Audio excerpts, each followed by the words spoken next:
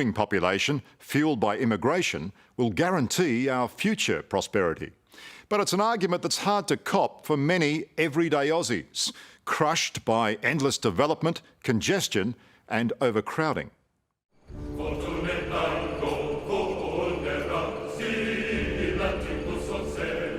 Directly beneath the landmark to the first church ever built in Australia, massive new cathedrals are being carved out of the sandstone 30 metres below.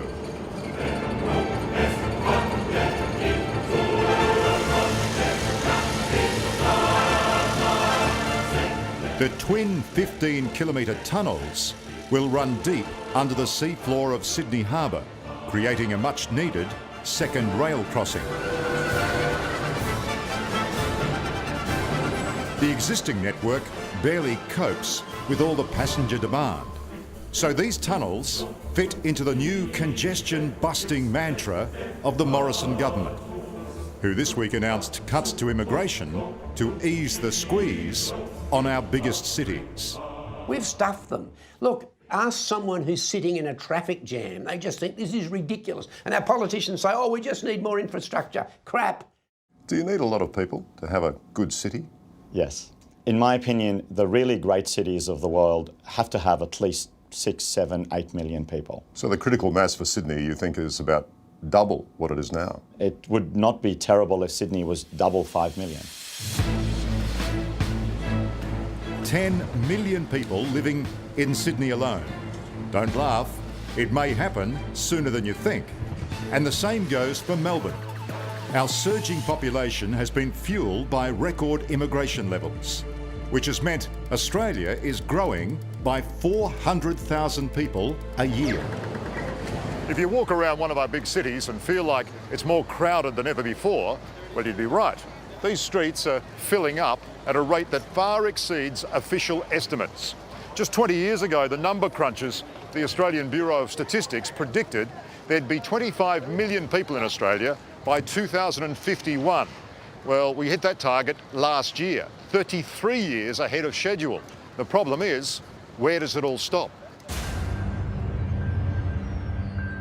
Have you really noticed that? A big influx of people? 100%. Yeah, it's crazy. It's extraordinary, really. Yeah. I mean, the rate of knots it goes up, I can't believe it.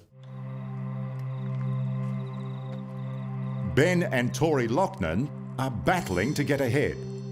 Ben works at Sydney University as a gardener. And the best thing about the early starts is he beats the crowds.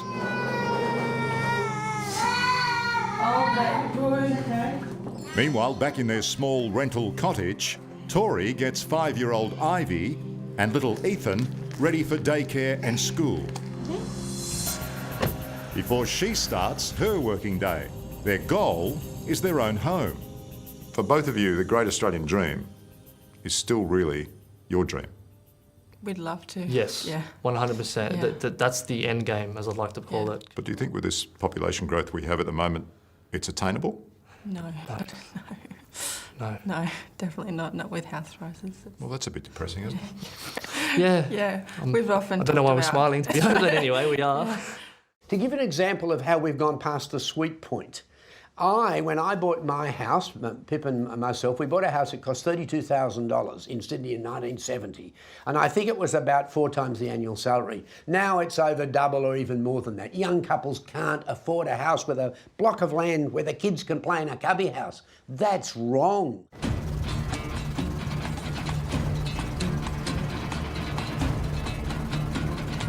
People are taking up to 2 hours to get to work, and that's 2 hours there, 2 hours back, just wasting so much family time. No wonder we're having so many social problems. For Dick Smith, the only way to beat Sydney's crippling traffic congestion is in the air. But the endless development he sees below depresses the hell out of him. But that's just the start, what I'm going to show you. Then these houses will be knocked down and they'll go high-rise.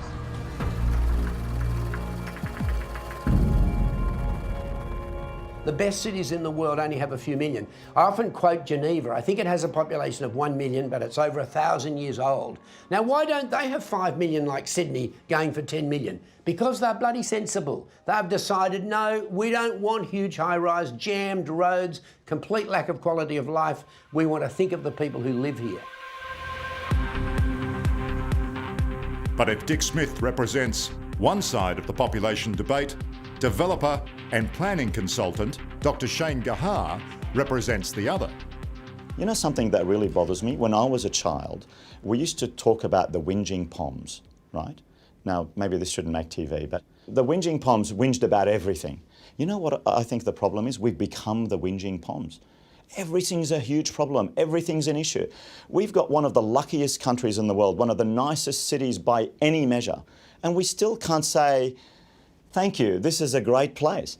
And it can be a greater place with more people. And you know what? You can fund double the infrastructure if you had more people.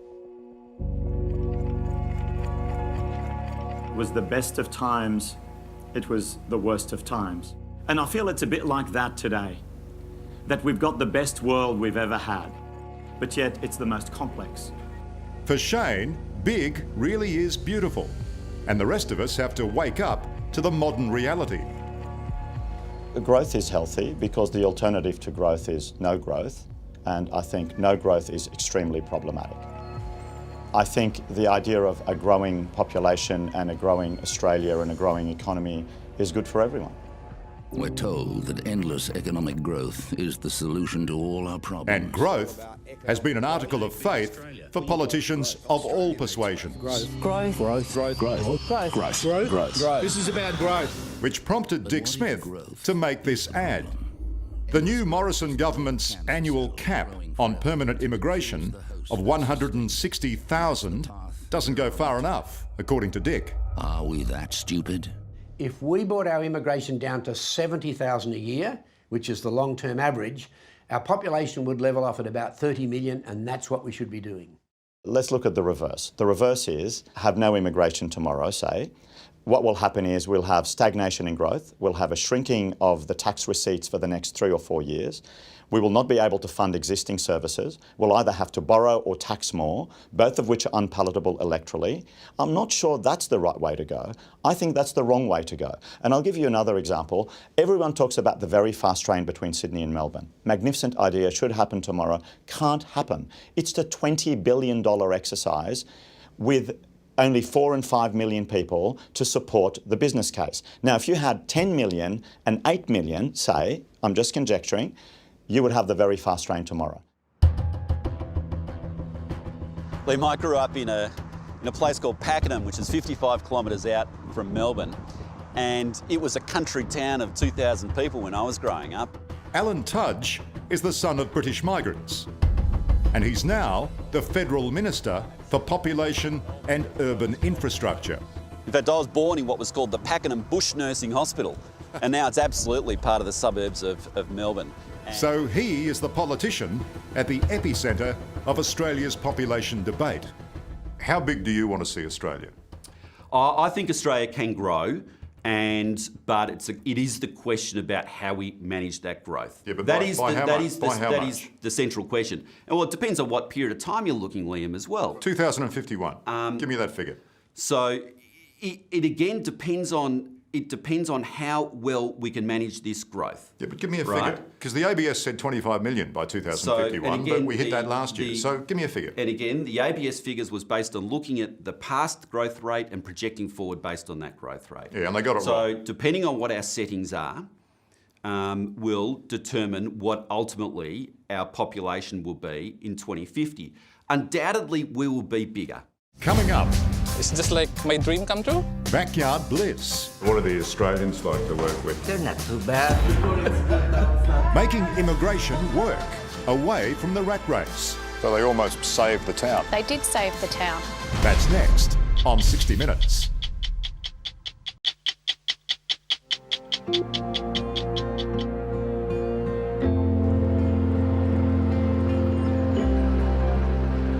A few years ago, Pyramid Hill in northern Victoria was like so many country towns, a fading mirage.